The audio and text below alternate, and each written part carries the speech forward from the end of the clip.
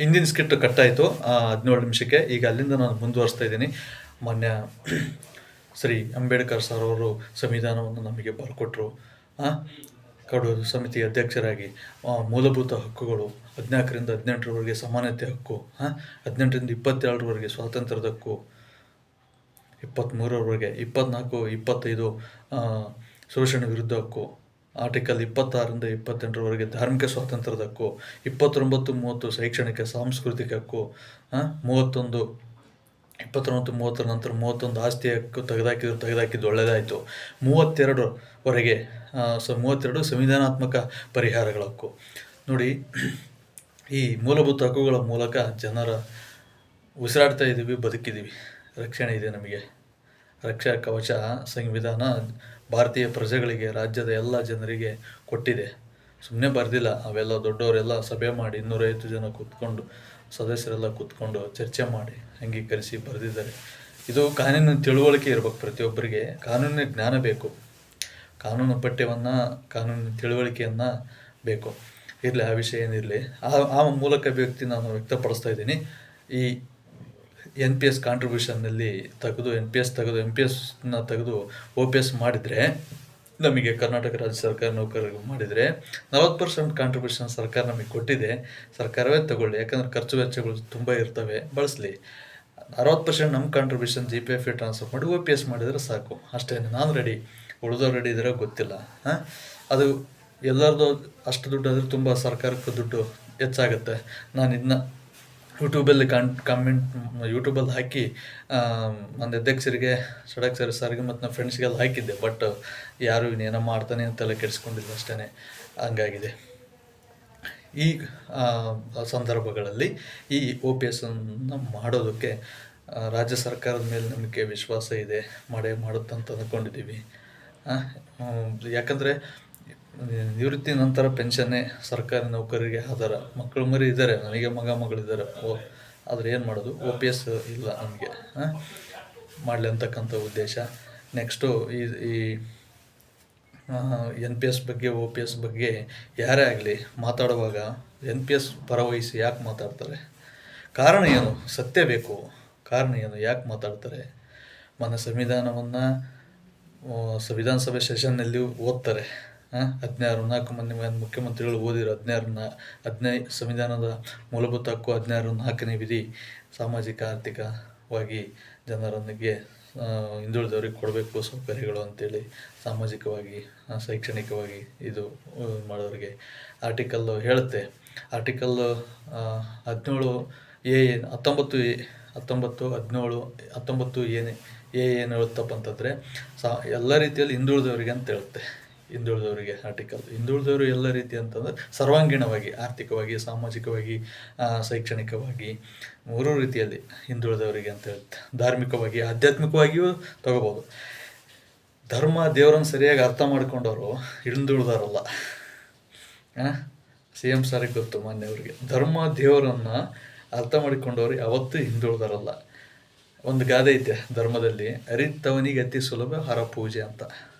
ಅರಿತವರಿಗೆ ಅತಿ ಸುಲಭ ಹರಪೂಜೆ. ಏನೂ ಬೇಕಿಲ್ಲ, ದುಡ್ಡು ಬೇಕಿಲ್ಲ, ದಕ್ಷಿಣ ಬೇಕಿಲ್ಲ, ಹೂವು ಹಣ್ಣು ಕಾಯಿ ಅರ್ಚನೆ ಪೂಜೆ ಏನು ಬೇಕಿಲ್ಲ. ಇಲ್ಲಿಗೆ ಹೋಗ್ಬೇಕಾಗಿದೆ, ಇಲ್ಲಿ ನಿಂತೀನಲ್ಲ ಇಲ್ಲೇ ಸಾಕು, ಸಂಕಲ್ಪ ಮಾಡಿ ಕೈ ಮುಗಿದ್ರೆ ಸಾಕು. ಅರಿತವರಿಗೆ ಅತಿ ಸುಲಭ ಹರಪೂಜೆ. ಧರ್ಮ ದೇವರನ್ನು ಸರಿಯಾಗಿ ಅರ್ಥ ಮಾಡಿಕೊಂಡವರಿಗೆ ದುಡ್ಡು ಬೇಕಿಲ್ಲ. ದೇವರನ್ನು ಹೋಲಿಸ್ಕೊಳ್ಳೋದಕ್ಕೆ ದುಡ್ಡು ಬೇಕಿಲ್ಲ, ದೇವಾಲಯ ಬೇಕಿಲ್ಲ, ಸ್ಥಾವರ ಬೇಕಿಲ್ಲ, ಏನು ಬೇಕಿಲ್ಲ. ಬಸವಣ್ಣ ಹೇಳೋಣ, ಉಳ್ಳವರು ಶಿವಾಲಯ, ನಾನು ಹೇಳ್ತೀನಿ, ಉಳ್ಳವರು ಅರಮನೆಯ ಕಟ್ಟುವರು, ನಾನೇನು ಕಟ್ಟಲಯ್ಯ ಬಡವನಯ್ಯ, ಎನ್ನ ವೃತ್ತಿಯೇ ಕಂಬ, ವೇತನವೇ ಮನೆ, ಸಾಲವೇ ಒಂದನ್ನ ಕಳಸವಯ್ಯ ಅಂತ ನಾನು ಚೇಂಜ್ ಮಾಡ್ಕೊಂಡಿದ್ದೀನಿ ಕೆಲವೊಂದು ಅವುಗಳನ್ನು. ಬಸವಣ್ಣವರು ಕೊಟ್ಟಿರ್ತಕ್ಕಂಥ ವಚನಗಳು ಹಂಗೆ ಓದಬಾರ್ದು, ಚೇಂಜ್ ಮಾಡ್ಕೋಬೇಕು ಅವನ್ನ. ಯಾಕಂದರೆ ಕಾಲಮಾನಕ್ಕೆ ತಕ್ಕಂತೆ ಅರ್ಥೈಸ್ಕೊಳ್ಳಿ ಅಂತ ಹೇಳ್ತಾರೆ ವಚನಕಾರರು. 12ನೇ ಶತಮಾನದಲ್ಲಿ ಬರೆದು ಇವತ್ತಿಗೂ ಯಾಕೆ ಪ್ರಸ್ತುತ? ಯಾಕಂದರೆ ಶಿವಾಲಯ ಅನ್ನೋದ್ರಲ್ಲಿ ನಾನು ಮನೆ ಇಟ್ಟಿದ್ದೀನಿ ಸ್ಥಾನದಲ್ಲಿ. ಉಳ್ಳವರು ಅಂಥದ್ದು ಮಾಡ್ತಾರೆ. ಶಿವಾಲಯವು ಮಾಡುವರು ಅಂದರೆ ಶಿವಾಲಯ ಕಲ್ಪನೆ ಮತ್ತೆ 4 ಗುಡಿ ಕಟ್ಟಿಬಿಡ್ತೀವಿ ನಾವು. ಅದೇ ಮೌಢ್ಯತೆ ಅನ್ನೋದು. ಉಳ್ಳವರು ಶಿವಾಲಯವ ಮಾಡುವರು ನಾನೇನು ಮಾಡಲೆಯ ಬಡವನಯ್ಯ ಎನ್ನ ಕಾಲೇ ಕಂಬ ದೇಹವ ದೇಗುಲ ಶಿರವನ್ನು ಕಳಸವಯ್ಯ ಸ್ಥಾವರ ಕಳಿವುಂಟು ಜಂಗಮ ಕಳಿವಿಲ್ಲ ಅಂತ ಬರ್ದನ. ನಾನು ಅದನ್ನ ಹೆಂಗೆ ಇದು ಮಾಡ್ಕೊಂತೀನಂದರೆ, ನಾನು ಬಸವಣ್ಣವರು ಇದಲ್ಲಲ್ಲ, ನಾನು ಬಸವಣ್ಣ ಜೊತೆಗೆ ಭಂಡಾರ ಹಚ್ಚೀನಿ. ನಾನು ಬಸವಣ್ಣ ಮತ್ತು ಬಸವಣ್ಣ ವಿಭೂತಿ ಹಚ್ಚೀನಿ, ಭಂಡಾರವನ್ನು ಹಚ್ಚೀನಿ ಮೊದಲೇ ಹೇಳಿದೆ ನಾನು, ಕೊಲೆ ಬಸವಲ್ಲ ನಾನು. ಉಳ್ಳವರು ಅರಮನೆಯ ಕಟ್ಟಿಕೊಳ್ಳುವರು ನಾನೇನು ಕಟ್ಟಿಕೊಳ್ಳಲಯ್ಯ ಬಡವನಯ್ಯ ಎನ್ನ ವೃತ್ತಿಯೇ ಕಂಬ ವೇತನವೇ ಮನೆ ಸಾಲವೇ ಒನ್ನ ಕಳಸವಯ್ಯ. ಕಾಯಕ ಕಳಿವಿಲ್ಲ. ಇದನ್ನ ಬದಲಾವಣೆ ಮಾಡ್ಕೊಂಡಿರೋದು. ಅದಕ್ಕೋಸ್ಕರ ವಿಶ್ವಾಸ ಇದೆ OPS ಮಾಡೇ ಮಾಡ್ತಾರೆ NPS ತೆಗೆದಂತಕ್ಕಂಥದ್ದು. ಆಮೇಲೆ ಇನ್ನೊಂದು ನೆಕ್ಸ್ಟ್ ಪಾಯಿಂಟ್ ಇನ್ನೊಂದು ಏನಪ್ಪ ಅಂತಂದರೆ, ಸರ್ಕಾರಿ ಕಚೇರಿಗಳಲ್ಲಿ ಧೂಮಪಾನ, ಗುಟ್ಕ, ಪಾನ ಮಸಾಲ, ಬಿಡಿ, ಸಿಗರೇಟ್ ಮಾಡಬಾರ್ದಂತ ಸರ್ಕಾರ ಆದೇಶ ಮಾಡಿದೆ. ಮಾನ್ಯ ಘನತೆವೆತ್ತ ಸರ್ಕಾರವು ಅದನ್ನು ಪಾಲಿಸ್ತಾ ಇಲ್ಲ ಎಲ್ಲ ಕಚೇರಿಗಳಲ್ಲಿ ಸರಿಯಾಗಿ. 2024 ನವಂಬರಲ್ಲಿ ಆರ್ಡರ್ ಆಗಿದೆ. ಗೌರ್ಮೆಂಟ್ ಸರ್ಕ್ಯುಲರ್ ಇದೆ, ಸರ್ಕ್ಯುಲರ್ ನಂಬರ್ ಇದೆ. ಸಿಬ್ಬಂದಿ ಆಡಳಿತ ಸುಧಾರಣೆ ಇಲಾಖೆ ಗೆಜೆಟಲ್ಲಿ ಪ್ರಕಟ ಆಗಿದೆ. 57 ನಂಬರ್, ದಿನಾಂಕ ನವಂಬರ್ 2024ರಲ್ಲಿ. ಶಾಲೆವಾಹನ ಸಂಖ್ಯೆ 1946ರಲ್ಲಿ. ನೋಡಿ, ಗೆಜೆಟಲ್ಲಿ ಶಾಲೆವಾಹನ ಸಂಖ್ಯೆ ಬಳಕೆಯಾಗಿದೆ. ನಮ್ಮ ಹಿಂದೂ ಕ್ಯಾಲೆಂಡರ್ ಶಾಲೆವಾಹನ ಸಂಖ್ಯೆ ಬಳಕೆಯಾಗಿದೆ. ಸರ್ಕಾರಿ ಕಚೇರಿ ಆವರಣದಲ್ಲಿ ಬೀಡಿ, ಸಿಗರೇಟು ಮಾರಂಗಿಲ್ಲ, ಬಳಸಂಗಿಲ್ಲ, ಸೇವನೆ ಮಾಡೋಂಗಿಲ್ಲ. ಅಧಿಕಾರಿಗಳಾಗಿರ್ಬೋದು, ಸಿಬ್ಬಂದಿಗಳಾಗಿರ್ಬೋದು, ಕೆಲಸ ಮಾಡೋ ಔಟ್ಸೋರ್ಸ್ ಸಿಬ್ಬಂದಿಗಳಾಗಿರ್ಬೋದು, ಎಲ್ಲರೂ ಮಾಡೋಂಗಿಲ್ಲ ಅಂತ ಸರ್ಕಾರ ಆದೇಶ ಮಾಡಿದೆ. ಯಾಕಂದರೆ ಸ್ವಚ್ಛ ದೇಶ ಸ್ವಚ್ಛ ರಾಜ್ಯ ನಮ್ಮದು, ಸ್ವಚ್ಛ ದೇಶ ಸ್ವಚ್ಛ ಭಾರತ ಸ್ವಚ್ಛ ರಾಜ್ಯ ನಮ್ಮದು. ಅದಕ್ಕೋಸ್ಕರ ಮಾಡಿದೆ. ಇದು ಎಲ್ಲ ಕಚೇರಿಗಳು ಪರಿಣಾಮಕಾರಿಯಾಗಿ ಜಾರಿಗೆ ಬಂದಿಲ್ಲ. ವಿಶೇಷವಾಗಿ ನಮ್ಮ ಇಲಾಖೆಯಲ್ಲಿ, ನಮ್ಮ ಕಚೇರಿಯಲ್ಲಿ ಇದು ಆ ವಿಷಯ. ಹೌದು, ಇದ್ದುದನ್ನು ನೇರವಾಗಿ ಹೇಳೋದಕ್ಕೆ ಏನು ಭಯ? ಇದಕ್ಕೆ ಸರ್ಕಾರ ಅಧಿಕಾರಿಗಳ ಕಚೇರಿಗಳು ಗಮನಿಸ್ಬೇಕಂತ ನಾನು ವಿನಂತಿ ಮಾಡ್ತೀನಿ.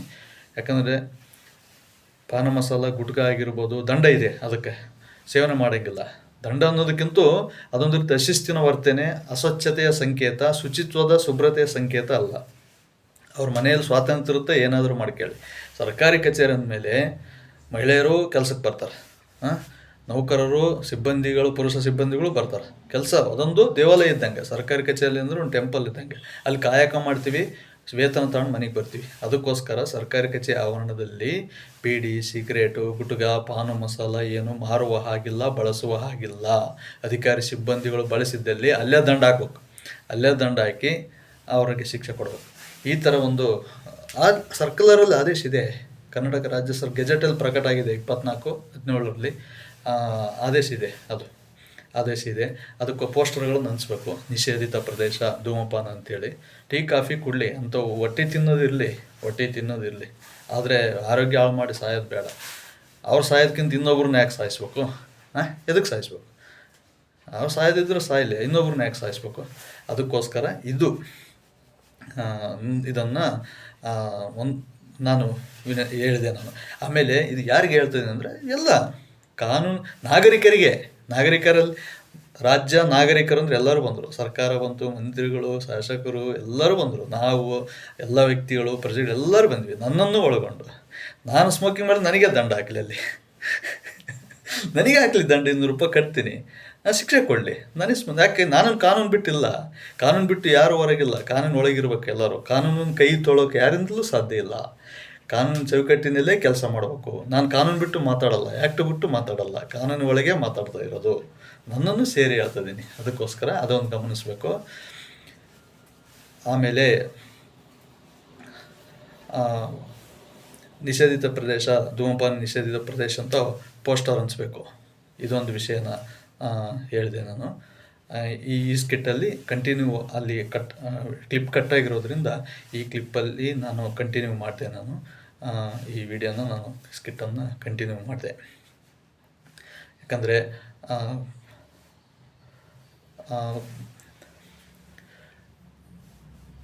ಸ್ವಚ್ಛವಾಗಿ ಇರ್ತಕ್ಕಂಥದ್ದು, ಕಚೇರಿ ಆವರಣ ಸ್ವಚ್ಛವಾಗಿರ್ಬೇಕಂಥದ್ದು. ಆ ದೃಷ್ಟಿಯಿಂದ ಇದೊಂದು ಅಂಶವನ್ನು ಹೇಳಿದೆ ನಾನು.